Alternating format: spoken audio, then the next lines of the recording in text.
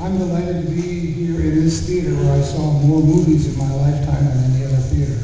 Growing up in Chester Springs, where the Blob was mostly filmed, my mother played the organ. My father was the choir director at the First Presbyterian Church at Maine and Morgan. And she would drop us off here on Saturday afternoons while she rehearsed her music for Sunday and went shopping at Jerry's Market down the street. So this place has real fond memories for me. I lamented back in the early 60s when they closed the balcony. We weren't allowed to sit up there anymore. I'm so delighted with what Mary Foote and her cronies have done with this theater. It's a fantastic job. My first memory of the Blob was when Steve McQueen came tooling up in his Austin Healey and pulled up in Chester Springs down by what we called the garage, which was actually the power plant for the old facility in what is now historic Yellow Springs. And my father and his partners bought it from the Pennsylvania Academy of Fine Arts. And it was the building that supplied all the power and water for all the 26 buildings out there in Chester Springs. And Steve said to me, "Kris, we're going to have a really great summer this year."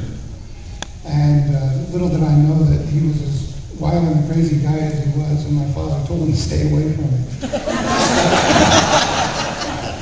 But as I said to the reporter a couple of weeks ago, I felt sort of guilty because back in the day, the whole concept of cigarettes and things were a lot different than they are today, and we all, as kids, would go down to Home and Store, and which is still there in Chester Springs. We used to call it the Chester Springs Shopping Center.